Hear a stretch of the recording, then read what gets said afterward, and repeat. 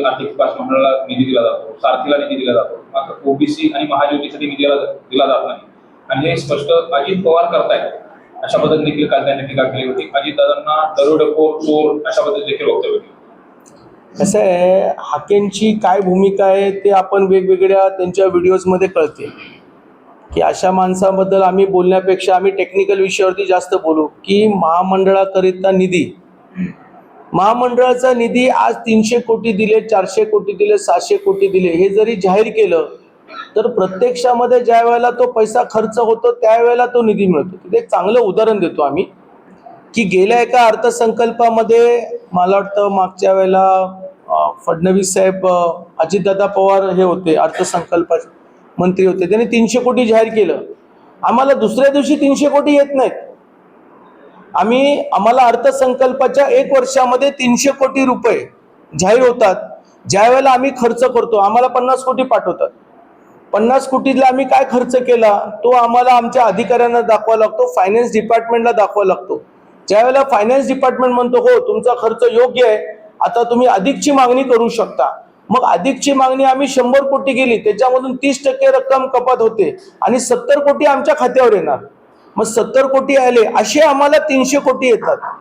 म्हणजे काय काय लोकांना असं वाटतं, आता बघा 300 कोटी त्यांनी सांगितलं पण आम्हाला दिले किती, 350 कोटी. का दिले? कारण आमचा खर्च झाला. आता महामंडळाच्या असू द्या किंवा कुठल्या विभागामध्ये पैसे जाहीर करायचे आणि ते फक्त कागदी ठेवायचं यात काय अर्थ नाही. मी तर म्हणेल 1000 कोटी कमी पडतं तर 2000 कोटी द्या, पण 2000 कोटीमधून 100 कोटी तर खर्च झाला पाहिजेत. आकडे दाखवण्यापेक्षा समाजामध्ये जाऊन काम करा ना. अरे कशाला बोंबलताय? आम्ही पण मराठा समाजाचे आहोत. मी माझं रक्त आटवतोय महामंडळाच्या लाभार्थी वाढवण्यासाठी. महाराष्ट्रामध्ये जाऊन भेटतोय, जिल्ह्याला भेटतोय, बँकेला भेटतोय, चर्चा करतोय. आमच्या लोकांचं चुकलं असेल तर ती चूक कशी सुधारायची ती पण आम्ही त्याच्यामध्ये प्रयत्न करतोय. अधिकारी नाकारत करताय, तुम्ही समाजाचं काम करत नाही. अजितदादाला पवारला काय तुम्ही टोमणे मारून करणार? तुम्ही काहीतरी करून दाखवा समाजाचं. मग अजितदादांची उंची फार मोठी आहे. बघा असं आहे की त्या व्यक्तीचा एक फार मोठा अनुभव आहे. मी 1999 पासून अजितदादांच्या संगतीने काम केलेलं, ते मोठे नेते आहेत.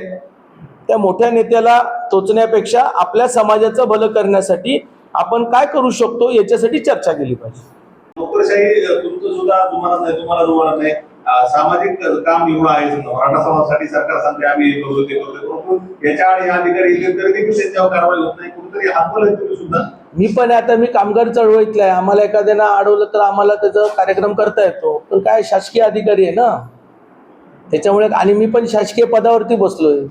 आम्ही कामगार चळवळीतले आहोत. आम्हाला एखादा रगील मिळाला तर आम्ही पण रगील पद्धतीने वागतो, पण शासनामध्ये काम करताना थोडंसं आम्हाला सांभाळावं लागतं. आणि मग काय होतं की आम्ही फक्त वरिष्ठांना कळवू शकतो. मग आता आम्ही काय केलं, 3-3, 4-4 महिने एक कार्यालय घ्यायला जर वेळ लावत असेल तर मग आम्ही म्हटलं आम्ही पदरचे पैसे देऊन कार्यालय सुरू करतो. शेवटला हे वडिलांचं नाव आहे, मराठा समाजाचं. आता अधिकाऱ्याच्या बापाचं काय जाते पैशाचं, आणि पैसे आम्हाला डायरेक्ट त्याला मधी त्या मालकाला द्यायचे होते, कुणाला एजंटला तर द्यायचे नव्हते. तर ही अधिकारी विलंब लावतात, ही खंत आहे.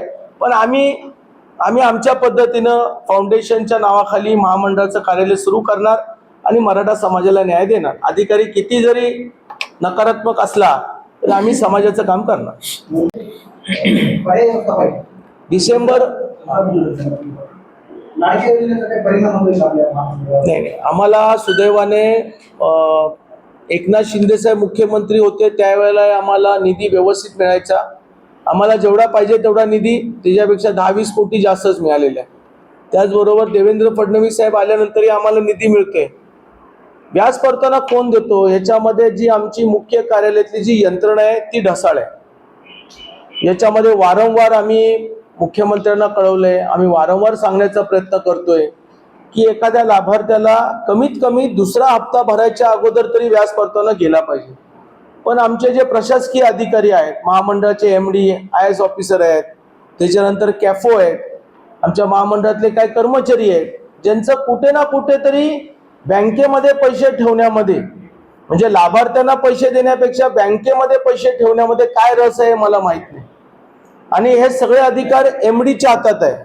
कारण MD कडे त्याचं OTP असतं, म्हणजे पैसे देण्याचा अधिकार एक प्रशासकीय अधिकारी आणि एक शासकीय अधिकारी महामंडळाचा, त्याच्यामध्ये चेअरमनचा काहीच संबंध येत नाही. मीच किती वेळा त्यांच्याशी माझं भांडण होतं की अरे 10-10, 20-20, 50-50 कोटी खात्यावर पडलेत आणि तुम्ही लाभार्थ्यांना पैसे देत का नाही आहात, म्हणजे याच्यामध्ये वाद होतात. म्हणून आम्ही मुख्यमंत्र्यांना विनंती केली की जे प्रशासकीय अधिकारी ज्यांना महामंडळामध्ये काम करायचं नाही त्यांना नारळ द्या आणि चांगले अधिकारी ज्यांना खरंच मराठा समाजाने या महामंडळाला न्याय द्यायचा असेल अशा अधिकाऱ्यांची नेमणूक करा. बघू आता मुख्यमंत्री कधी मीटिंग लावतील. लाडक्या बहिणीचं आणि आमच्या महामंडळाचा काही विषय नाहीये. लाडकी बहीण ही सरकारचं खूप चांगली योजना आहे आणि त्याच्यामुळे महामंडळाच्या पैशाचा काहीच संबंध नाही. उलट तुम्हाला एक सांगतो की मागच्या काही संकल्पामध्ये मंजूर झाले, परंतु सरकारने आम्हाला 350 कोटी रुपये दिले आणि जेवढे पैसे आम्हाला अर्थसंकल्पामध्ये मंजूर करतात ते सगळे संपवले जातात, ते लोकांना दिले जातात. व्याज परतवण्याबद्दल आम्ही लवकर काहीतरी चांगला तडजोड किंवा चांगला निर्णय घेतो. तुम्ही आता मराठवाडा आणि बीड जिल्ह्यामध्ये फार शॉर्ट नोटीसवरती पत्रकार परिषद घेत आहे. आपल्याला कल्पना आहे की महाराष्ट्रामध्ये मराठा समाजाला आर्थिक निकषावरती आरक्षण आणि महामंडळाच्या माध्यमातून मराठा समाज व्यवसायाच्या निमित्ताने जोडला गेला पाहिजे, ही संकल्पना मराठा क्रांती मोर्चाच्या आंदोलनाच्या नंतर तत्कालीन मुख्यमंत्री देवेंद्र फडणवीस साहेबांच्या माध्यमातून त्या ठिकाणी अंमलबजावण्यात करण्यात आली. या सगळ्या प्रक्रियेमध्ये महामंडळाची पुनर्रचना करण्यात आली. मोर्चामध्ये एसीबीसीच्या रचनाची पूर्ण मागणी नव्हती, नंबर 1.